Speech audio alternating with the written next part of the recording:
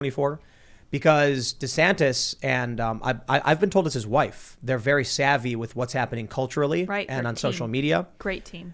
And so I look at that and I'm like, could you imagine how DeSantis would handle the press? Look, they're going to smear him. They're going to try and destroy him the same as they did with Trump, but he's just better at it. And to your point about like a daily YouTube video, that's something I could imagine a DeSantis administration actually doing. Not necessarily that way, but doing something more active on social media for directly connecting with people. I think the issue with Trump is that politically he's in the right place for so many Americans, but he's just very old and he was getting bad advice. I wonder if DeSantis would be a lot better with the media because they've never liked him. Whereas Trump, he had this long spell where, you know, he was on The Apprentice and he was just big and rich and famous, larger than life personality. And they liked him. They ate it up. They wrote all kinds of stuff about him even before he was running for president. I remember Melania Trump being on the cover of some dumb magazine when she got married to him with her glorious dress. And I was like, never again would we see this once he got elected. And that has to sting. Especially for a guy with an ego like that. But I think DeSantis would get it in the bag. It will be really awesome, though, if Trump wins in 2024. And then that means he wins with the help of people who voted for Biden in 2020. Yeah. Just to prove a point. Yeah. Right. Just to be like, hey, all those people, yeah, Biden was bad. It'd be like Obama voters. Yeah. You know, but real quick, that also means some of these people are going to refuse to vote for Trump out of the personal ego. So they might be like, I can't do that. I can't have been that guy who was like, Trump is worse than Hitler and now come crawling back to him. I refuse. I will never admit that. You get to DeSantis and they'll be like, oh, well, I mean, you know, I was always against Biden and DeSantis is better. So Yeah. The other thing that makes me nervous about DeSantis, though, is that I think there have been a lot of more establishment-y and never Trump-y type people who are 100% on board with DeSantis. And that makes me a little bit nervous because I worry that people who were really on board with Trump, particularly the people who moved over from the Democratic Party, the Obama voters, who would see that as a bit of a betrayal. Like, why am I supporting the same guy that these people support?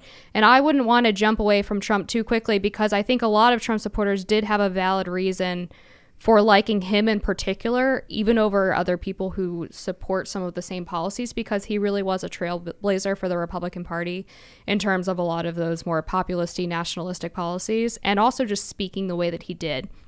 I know a lot of people who said, I've never heard a politician talk the way that I talk, like at the shop with my coworkers or in the locker room with my friends, things like that. And that cult of personality is, I mean, like it or not, really important in politics. Downside of that, I agree. I like the way he talked. Like, well, I mean, he said some crass stuff, but I like that he was honest and like just off the cuff. And then it's day one, he started reading speeches. He'd come on TV and he'd be talking like this and like that. And like, that's not Trump. That's not Donald Trump. That's not how he talks. And it was so, he just got filed into the machine. It felt like day one. He had John Bolton on staff, and like I don't want round two. I gotta be honest. Not right away, Bolton, but I think it was what Sheldon Adelson, you know, told him Trump to do it, and Trump was like, okay, and I guess my understanding is he legitimately thought it was going to be a good idea. That just goes to show that Trump really did not know what to expect when it came to the swamp. Well, he had Reince Priebus as his chief of staff. I would imagine if you were going to do it and do it right for real, you'd have to have your own way of doing it.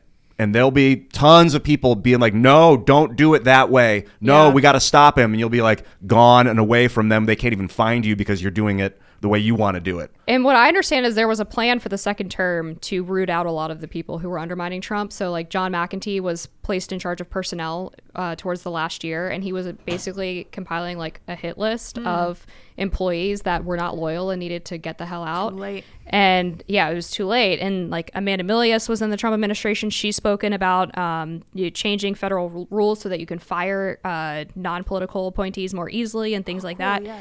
So, I mean, there's a lot of ways that this could be done better. I just hope that if Trump were to run again, that he would be listening to the right people this time around and make those decisions more wisely. I think we do another Trump 2024. We do another Trump run with 2024, and then after Trump, you get DeSantis. Yeah, it's like inevitable. I mean, do you think that we can handle that the country can maintain with cult leaders like this, like a singular leader over and over and over again? You think we can No. hold Trump, together Trump as would a have union only with 2 it? terms.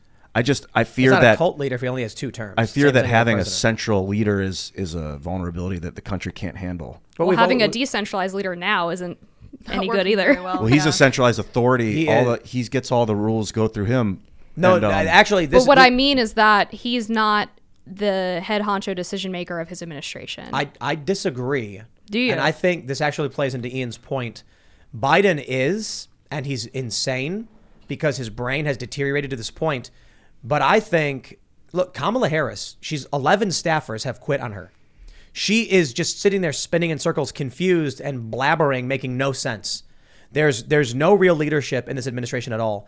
I genuinely think that there's a combination of two things. People exploiting the opportunity and just doing what they want because Biden's out of it. And people who are like, what should we do, Joe? And Joe's like, you gotta, next row wrestling, and you gotta Batacaf Putin for the war care. crimes. do what And the then young they're like, people want. and then he gets up and he goes, get it done. And he walks out and they're like, I don't know what next now rest means. What do I do? I legit think that, some people believe that he's a puppet. And I'm like, no, if he was a puppet, there would be a plan. If somebody was in charge, there do you would be a think cohesive string of events. Do you think it's possible though that there's more than one person directly underneath Biden that are competing for that decision making ability, like But hold Ron on. Klain or Yes, but that's kind of my point too. That they're still beholden to Biden in a certain way, and Biden is the central authority, and as a next now recent Batacaf care, tuning on a Shabbat of pressure, and whatever garbled word garbage he said, president, they're unable to pull the trigger on things without the president's approval, and the president is just basically a walking corpse at this point. So what that does is when the power is centralized in Biden and Biden can't speak words right, then the whole system is just shaking like a rickety bridge and on the verge of snapping. I disagree with the idea that Trump is a cult leader or a cult of personality. Trump is just a leader. Well, He came out and he said, these are problems. And a bunch of Americans were like, we agree. No one's dealing with those things. And so they said, I'll vote for you. I meant more in the general sense of the way our system's structured, that we vote for our hero, that our popularity contest to put someone in supreme power is like a cult. It's like we call it the government, American government, but it's a cult where we choose our leader. And then we're all like, we're all surrounding the leader. It's but it's not. You're overlooking Congress, Senate, the Supreme Court. They're important. Yeah, I mean, too. the executive doesn't have as much power as people think, but I think what's interesting about Trump is that it was almost the opposite of a popularity contest because people almost voted for him because he was unpopular. Like, I don't think Trump was the guy that, I mean, if you go back to like the Bush election, people were like, oh, I'd rather have a beer with Bush than Kerry, for example. Is that really the case with Donald Trump? Like, I don't know. I think a lot of people held their nose and voted for Trump. And it was kind of the opposite of a popularity contest in that way. Well, he it was was like but despite disliked. I guess that's right. I mean, it was almost like despite his personality, we will vote for him because we like these particular things or we like the way he speaks. But name recognition. I was at the airport. I was at a airport. I think I was in Texas. And I went to the lounge at the bar and there was a woman and I asked if I asked her to turn off CNN or something and put on Fox. And then she said something about, I can't stand it. We started talking a little bit. There was a guy sitting to my left. And then all of a sudden we were all talking about politics. She told me that she was like, look, I was for Bernie, so I didn't like any of these people. Biden's terrible. And I'm like, here. I felt that way in 2016, but I think Trump at least did stuff we've never seen before, or at least in my generation. The guy to my left chimes in and he goes, oh, I voted for Trump and I'll vote for him again, but I wouldn't invite him to my house for dinner.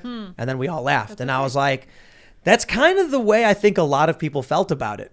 He was like, he's a good president, but he's kind of a dick. And I'm like, yeah. A lot of people were like, we recognize the problem of Trump, but he's and that's doing why things. the left went so hard on the suburban women vote in 2020 because they really wanted to emphasize Trump's personality defects.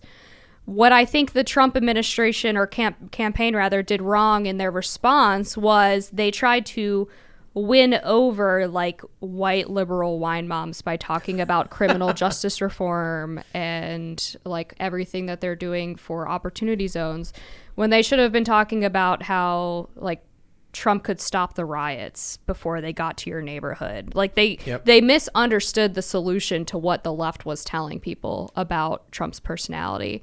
And he could have leveraged that, I think, in a much more effective way on the campaign trail. But playing into your point, Ian, about cult leaders and centralized authority.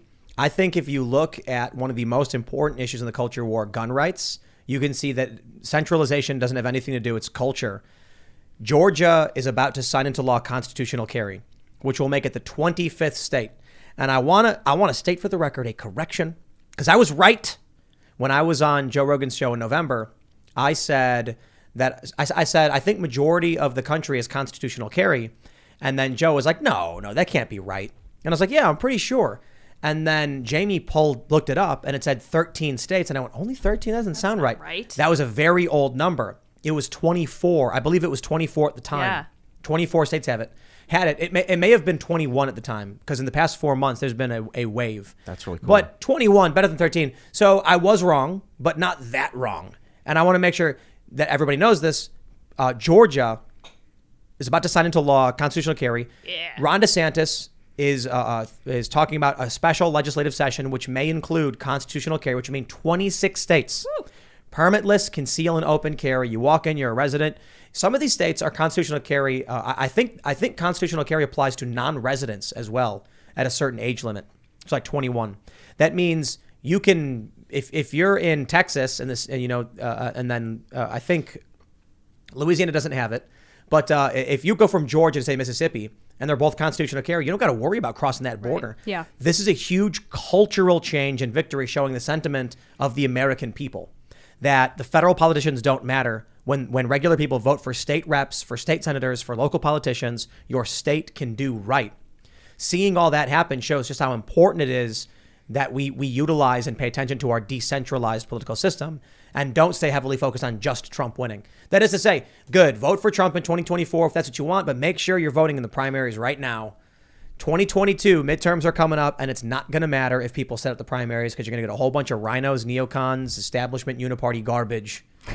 But yeah, the constitutional carry thing has me super excited. Yeah, me too. I mean, I'm a gun owner myself. Well, actually, I recently lost them on a boating accident. It was very tragic, but I love guns. Grew up with guns. And like, I'm a huge proponent of maybe having classes in school where students can learn gun safety. I think that would go a long way towards making people feel more comfortable with gun culture if they didn't grow up with it. Did you see it was, I think it was like Alaska or something? Yeah. They were doing airsoft training in the I gym. think that is awesome. I mean, what? No, it's terrible. Why? Those kids should be outside with 22s. Okay, all right, you got me. They shouldn't be using airsoft in a gym. That's a good way to They should be outside with Ruger Yeah. 1022s, and they should be getting proper instruction. It'd be fantastic. I mean, I think that you would see a huge reduction in things like accidental gun deaths, or I don't know, like some of these other statistics that the left likes to throw out to make people afraid of guns. If you just raise people to understand that they are a tool that needs to be treated with very specific safety regulations and the way that you behave with a gun, and they're not toys to be played with, and they're not anything to be afraid of. Thanks for checking out this segment from the Timcast IRL podcast. But if you want to check out the full show live, tune in Monday through Friday at 8 p.m. And if you want more special access content, head over to timcast.com and become a member. Your membership helps sustain this company, keep our journalists employed, makes this show happen, and you will get access to exclusive members-only segments of the Timcast IRL podcast, and there's a massive library to check out. So again, go to timcast.com or tune in Monday through Friday at 8 p.m., and we'll see you all there.